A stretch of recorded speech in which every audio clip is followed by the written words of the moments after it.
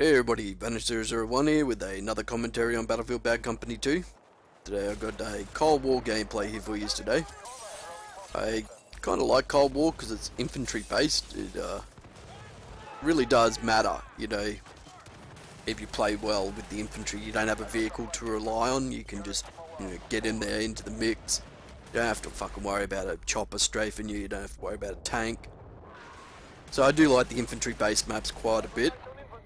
They typically give me the best games, you know, they give me that fucking close-in combat that I really do like about Battlefield Bad Company 2, Battlefield series in general, really. So a lot of people have been asking, well not a lot, but there have been a couple of comments, my contrast, brightness settings and all that sort of stuff for my television. It's not actually the TV that's giving this kind of picture, it's editing in Sony Vegas Pro. You add a contrast and brightness plugin and also hue and saturation, and you just mix with that. If you look at some of my older videos, you'll notice they've got kind of a grey tinge to them, like they look a bit foggy, and the recent ones are all thanks to a couple of tutorials I saw on Anatave, I believe he's called, on his channel, and that very much helped me out, and I, you know, thank you very much for making those. It's also disabling the resampling of the footage, and if you don't understand what that is, that's stopping the program from creating extra frames to fill in, you know, between the gaps. It provides a lot smoother footage. Well, some people say you don't have to do it, and some people don't like doing it, but when I did it first time around, I noticed my footage just looked 1,000 times better, so I continued to do that from now on. And the contrast, you know, just upped a bit, and there's a little bit of brightness added, and also, you know, hue and saturation's also put in there. Well, not really hue, but saturation. It's a hue and saturation plugin, so it's just the saturation's there. Well, it's a HSL adjust plugin. That's hue saturation levels. Okay.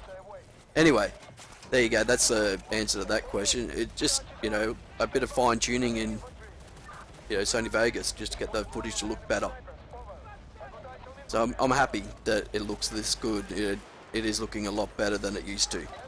So I guess a lot of people like the bonus clip on the end of that video. I still cannot figure out how the fuck that guy skated across the ground and spear tackled me into the bloody wall.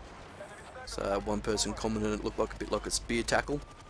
Fucking did, mate. It was like Matrix shit, you know. He was all bent over and sliding towards me, and I was like, what the? Kind of like stopped and looked at him. I was like, what the fuck's happening right now? Yeah, so it was fucked up, and I really can't believe that, you know. I can't believe I got knifed over that. That was just crazy. So we all know the rules on Cold War. You get down here as quick as you can. Only way you're gonna get boxed in if you just sit up in your spawn and snipe on Everest and shit. So you really got a fucking Rambo revive, Constantius, you bastard, right there in fucking front of an enemy. Hope he got killed for it too. I don't think he did, but you know, hope he did. Anyway, so yeah, best way to do it, one team member gets down there, the rest of you just spawn on him so you don't have to parachute in.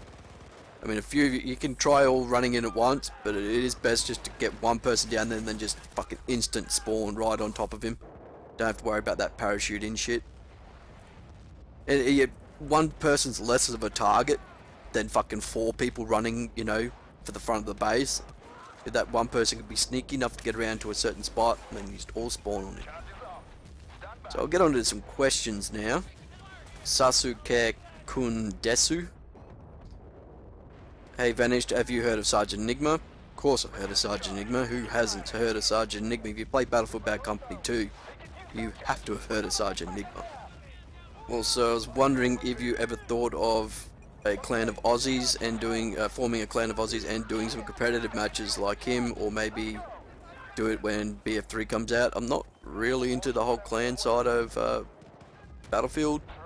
It interests me, but because of my location too in Australia, I could only play in the Australian tournaments. You know, if they do ever, I don't think they even have fucking Australian tournaments. I think they're just like private matches between certain fucking clans here in Australia.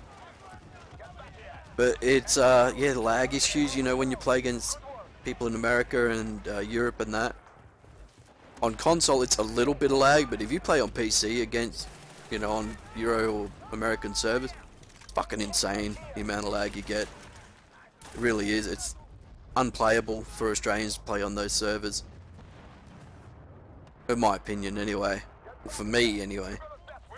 Well, on console, it's not too bad, so I probably could, but I'm not really interested in the whole clan side of things. I don't think it would be something I'd enjoy too much.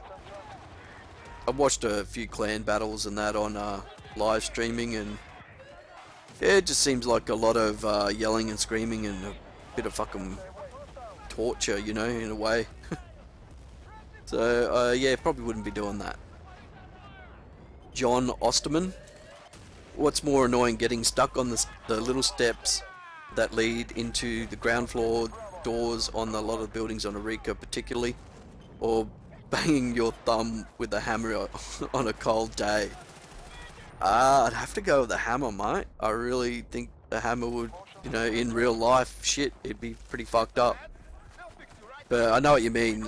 You can see the little stairs just in front of me here that he's talking about, the doorways and that. See them right there? They can get you stuck, and they can be really fucking annoying. But, you know, the hammer wins out in the end, I reckon. Paz 24992. Two Aussies drink half as much Fosters as people were made to believe. Yeah, it's kind of stereotypical, but Aussies do drink a lot, but I don't think they drink as much as, you know, people are led to believe. Not as much as, you know, everybody else around the world. It's just a kind of a joke, you know. But we are quite the drinking nation. But so are the Scots and the Irish and the English and, you know, everybody really. It's just the way it is. Quite funny. I don't drink myself, so I can't really comment. The OJ of 360, how can you charge headfirst into bullets? Well, you point yourself at the direction of the enemy and you run. You just keep running, mate. You're gonna take a death. It doesn't really matter. If you get the objective arm and you die, it doesn't matter. You know, if you've got your squad mates there, or your team at least, you know, they can protect the crate. You don't have to fucking go it alone. If you're in a squad with a bunch of random people, get on your mic to say, hey guys, how you going? I'm in. I want to fucking win, so let's do this, you know? Don't be too fucking afraid to tell people you want to win the game and see how they react, you know? A lot of people will say, yep, fuck it, let's do it. So yeah, just point yourself at the enemy and fucking run. Keep moving, mate. That's really the way I play. You got to keep moving. If you're killing a bunch of enemies in one particular spot, the guys you just killed know where you are. They're going to come back, and they're going to keep coming back if you keep staying there. So you got to constantly keep shifting positions. You don't want to be stuck in the one spot for too long. Not a wise move, you know. Keep that momentum going. Keep that push on. Keep the fucking pressure on them, mate. So Wolfgunner 4564. Is it helpful to spawn as a recon to counter snipe enemy snipers? I think it is if he's getting to be a real annoying prick. It is helpful if that's what the enemy team is playing. If a lot of them are playing recon, then yeah, bring in like a Arica Harbour. You know, if everybody's sitting at the first deployment base, not really pushing in on the crates, they're kind of relying on the tanks. I'd typically bring out a sniper rifle then, get up on the hill, you know, take them out. I typically don't like playing the recon kit, but if it's necessary to you know, get rid of those snipers that are sitting out there, then yeah, you have to break it out, mate, and go for it. But you know, just doing it for the hell of doing it, it's not going to help your team. So yeah. Kind of thin line, you know, where you go from there. Do you stay as a recon once the snipers are taken care of, or do you know? I typically run out and get killed because I don't mind, you know, just run out, get killed so you can change your kits. Okay, so moving right along. Zemcath 33. Hey Vanish, can you post some Bad Company 1 gameplay before Battlefield 3 comes out? It's still a great game and a lot of fun. I probably could. I'd have to go hunting for the game. I'm not really sure where it is at the moment. Been a long time since I picked that game up. But yeah, I don't know, nostalgia reasons, I guess I could do it. But yeah, we'll just have to wait and see, mate. Okay, there were 2 more questions to get through, but I've run out of time with the video. So I'll get on to those. They'll be the first 2 questions on the next video. It's from Boom Headshot and Just Trying to Get By. I'll get on to those on the next videos, guys. So I'll catch us again next time, and thanks for watching.